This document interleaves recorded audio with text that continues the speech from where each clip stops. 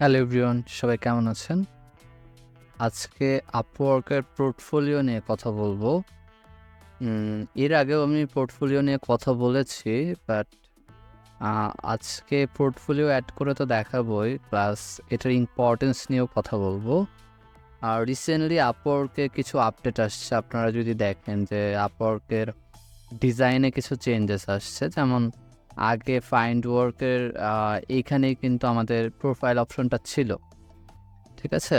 এখন এটা আপনার প্রোফাইলের ছবির উপর ক্লিক করলে তারপরে আপনি ইওর প্রোফাইল থেকে প্রোফাইলটা দেখতে পারবেন। এখন আমরা আগে যদি প্রোফাইলে যদি যেতাম, তাহলে আগে আমাদের সার্ভিসের যে ডেসক্রিপশন, এরপরে কিন্তু আমাদের ওয়ার্ক হিস্টোরি, ওয়ার্ক রিভিউগুলো থাকতো। বাট এখন যেটা হয়েছে, দেখবেন যে পোর্টফোলিওকে তারা টপে নিয়ে আসছে। তো এটার আসলে কারণটা আসলে কী? তো অবশ্যই আপওয়ার্ক কোনো কারণ ছাড়া আসলে কিছু করবে না। তো আমি যেটা পার্সোনালি মনে করছি, আপওয়ার্ক এই সময়ে এখন পোর্টফোলিওকে কিন্তু বেশি জোর দিচ্ছে। যারা নতুন ফ্রিল্যান্সার তাদের জন্য তো বটেই, প্লাস যারা দেখা যাচ্ছে আগে থেকে আপওয়ার্কে কাজ করেন তাদেরও এখন এই পোর্টফোলিওতে জোর দেওয়া উচিত। আমরা যদি পোর্টফোলিও নিয়মিত আপলোড না করি, নিয়মিত আপগ্রেড না করি, যদি আমাদের প্রোফাইল যথেষ্ট পরিমাণ পোর্টফোলিও না থাকে, তাহলে আসলে আমাদের প্রোফাইলটা ডাউনগ্রেড হতে পারে।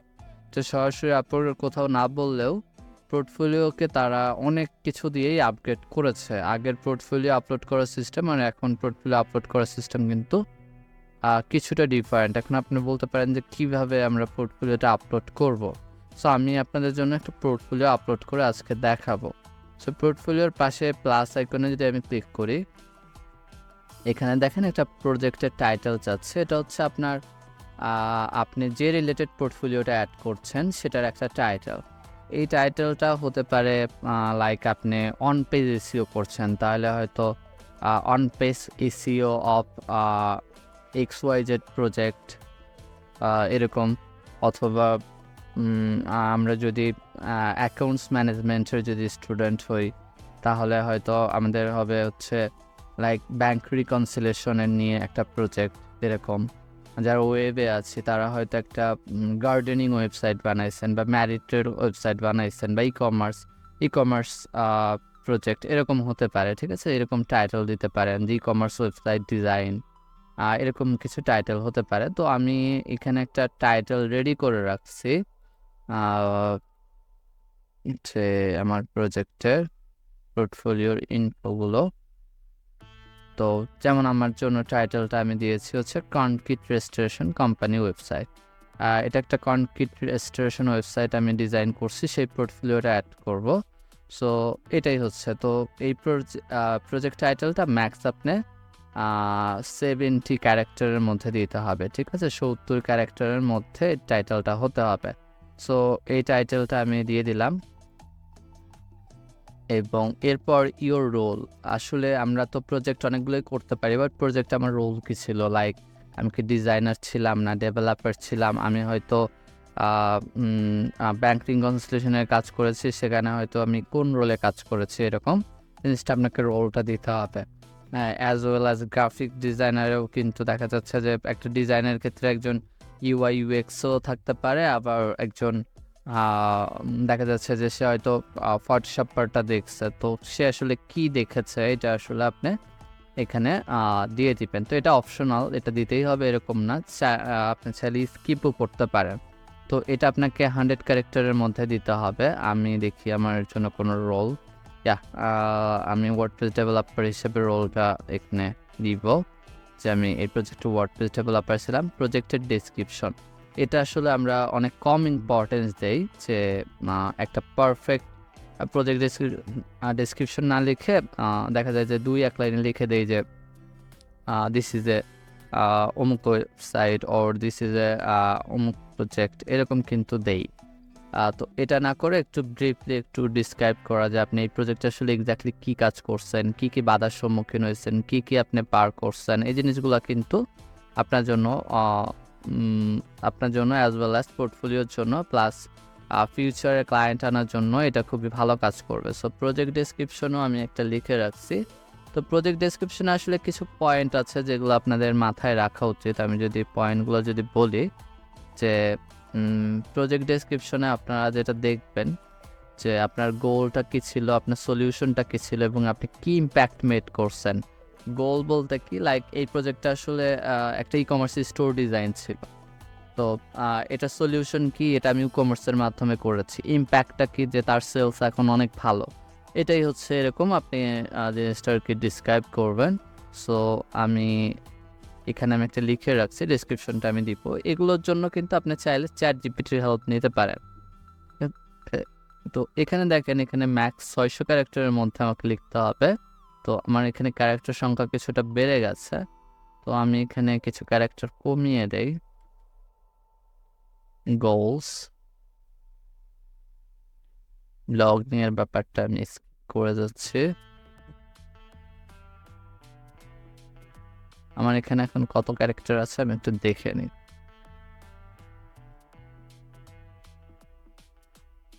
950, তার মানে আমাকে অনেকটাই বাদ দিতে হবে।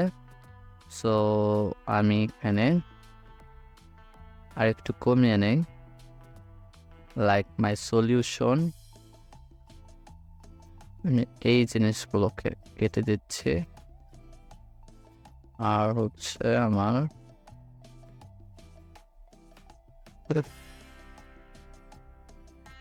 এই ব্লগ পোস্টের ব্যাপারটা বাদ দিয়ে দিচ্ছি।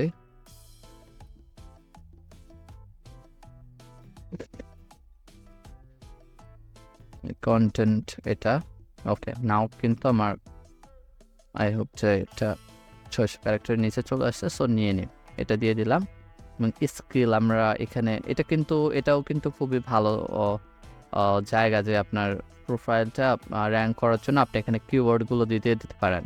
তো এটা আশা করি কাজে লাগবে। এখানে আপনি 5টা স্কিল দিতে পারবেন। সো আমি এখানে দেই যে সম্ভাব্য কী কী হতে পারে। এটা ওয়ার্ডপ্রেস ওয়েবসাইট ডিজাইন, তারপর ওয়ার্ডপ্রেস ওয়েবসাইট, এলিমেন্টর, এটা দিয়ে দিলাম। এবং আর কি দেওয়া যেতে পারে, আমি কিছু লিখে রাখছিলাম, দেখি এখানে।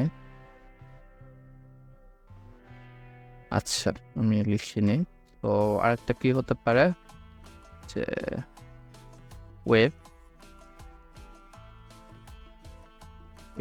ডিজাইন, ওয়েব ডেভেলপমেন্ট, এরকম একটা কিওয়ার্ড ইউজ করলাম রিলেটেড টু আপওয়ার্ক জব। তো যারা আপওয়ার্কে, দেখা যাচ্ছে যে এই প্রজেক্টটা হয়তো আমি আপওয়ার্কের প্রজেক্ট, তো আমি এখানে এটা সিলেক্ট করে দিতে পারি। আর আপওয়ার্ক যদি না হয় আপনি জাস্ট এটা অপশনাল, এটা আপনাকে না দিলেও হবে। বাট আপওয়ার্কের জব যদি অ্যাড করেন অবশ্যই ক্লায়েন্টকে ইনফর্ম করে নেবেন, বিকজ এটা ক্লায়েন্টের হাতে থাকে অ্যাপ্রুভ করার ব্যাপারটা। ক্লায়েন্ট যদি অ্যাপ্রুভ না করে তাহলে তো হবে না। তো অ্যাপ্রুভ করলো না, এটা হয়তো আপনি স্বাভাবিক মনে করছেন, বাট ক্লায়েন্টের কাছে এটা খারাপ লাগতে পারে যে আপনি অনুমতি না নিয়ে অ্যাড করতে চাইছেন। সো অবশ্যই অনুমতি নিয়ে নেবেন। সো আমি এখানে এটা অ্যাড করে দেই যে কংক্রিট রেস্টোরেশন ওয়েবসাইট ক্রিয়েটের যে প্রজেক্টটা, এখানে আমার ইমেজগুলো অ্যাড করতে হবে। ঠিক আছে, এখানে আমি আমার ইমেজগুলো অ্যাড করতে পারবো। সো আপলোড ইমেজ থেকে আমি এখান থেকে আমার ইমেজগুলো আপলোড করে দিই।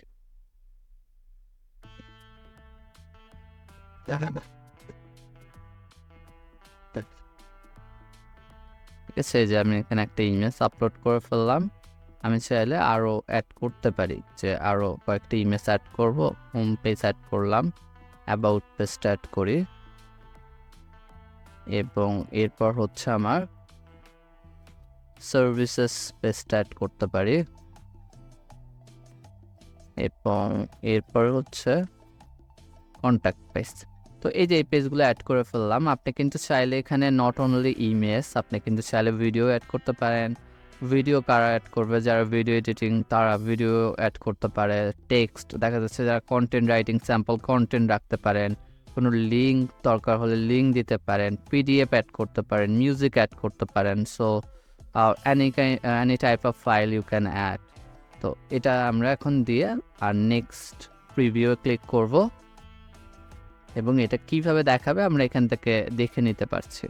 এরপরে আমরা নেক্সট থাম্বনেল আসলে কিভাবে দেখাবে এই প্রজেক্টটা আমরা কিভাবে দেখাবো এটা আমরা এখান থেকে থাম্বনেল চুজ করে দিতে পারি। দেখেন আগে কিন্তু এই ব্যাপারগুলো কিন্তু আপওয়ার্ক অটোমেটিক নিয়ে নিত, কিন্তু এখন এটা অনেক সুন্দর করে তারা কিন্তু রেডি করছে। সো এটাও করতে পারেন, অথবা একটা কাজ করতে পারেন যে আপনি একটা মকআপ বানিয়ে সে মকআপটাও কিন্তু দেখাই দিতে পারেন। তো আমি আপাতত এইভাবে দেখাচ্ছি।